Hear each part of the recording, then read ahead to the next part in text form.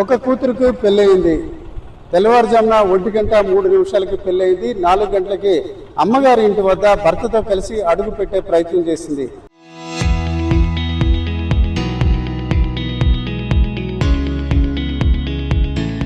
అందులో భాగంగా దాదాపుగా 10 కిలోమీటర్ల దూరంలో ఉన్న అత్తవారి ఇంటి నుంచి ఇంటికి చేరుకునే ప్రయత్నం చేస్తుంది. ఆ ప్రయత్నంలో భాగంగా కేవలం కిలోమీటర్ దూరంలోనే రోడ్డు ప్రమాదం జరిగి నవవధువు మృత్యువాత పడింది.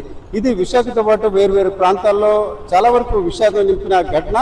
ఏదైతే వాడచీపురుపల్లి ప్రాంతానికి చెందిన నరసింహరావు, అలాగే కొండవలస ప్రాంతానికి చెందిన రామేశ్వరికి వివాహం జరిగింది. ఆ వివాహం అనంతరం జరిగిన పరిణామాల్లో కారులో వస్తుండగా కారు అదుపు తప్పడం కానీ, లేక ఎవరైతే డ్రైవ్ చేస్తున్నారో వరుడు కాస్త నిద్రలోకి వెళ్లడం వల్ల కారు పక్కనే ఉన్న విద్యుత్ స్తంభాన్ని ఢీకొట్టడంతో నవవధువు అక్కడికక్కడే మృత్యువాత పడింది.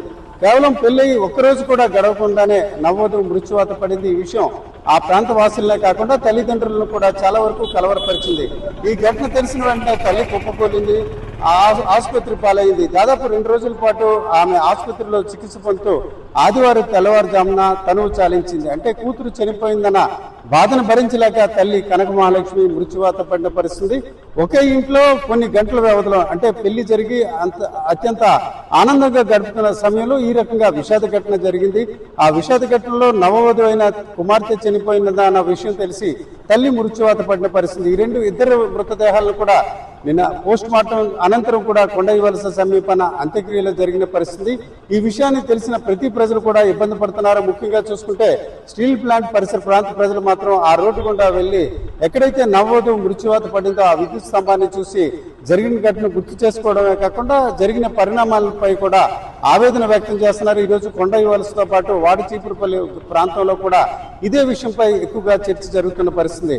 నిజానికి చూసుకుంటే నవవధువు మరొక దాదాపుగా 10 నిమిషాల వ్యవధి, అంటే సహజంగా చూసుకుంటే 1 కిలోమీటర్ దూరం అంటే సహజంగా 5 నుంచి 10 నిమిషాల వ్యవధిలోనే ఇంటికి చేరే అవకాశం ఉంటుంది.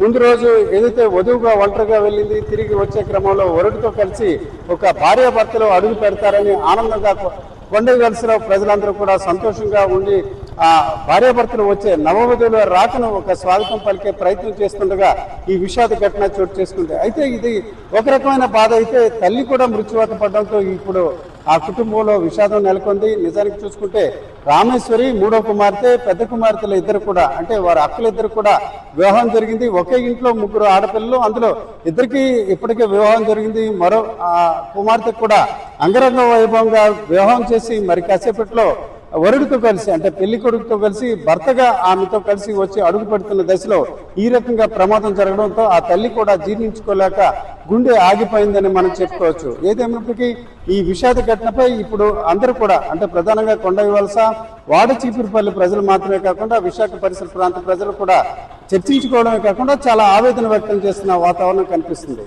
కెమెరా పర్సన్ తిరుపతితో రామచంద్రరావు, RTV, విశాఖ.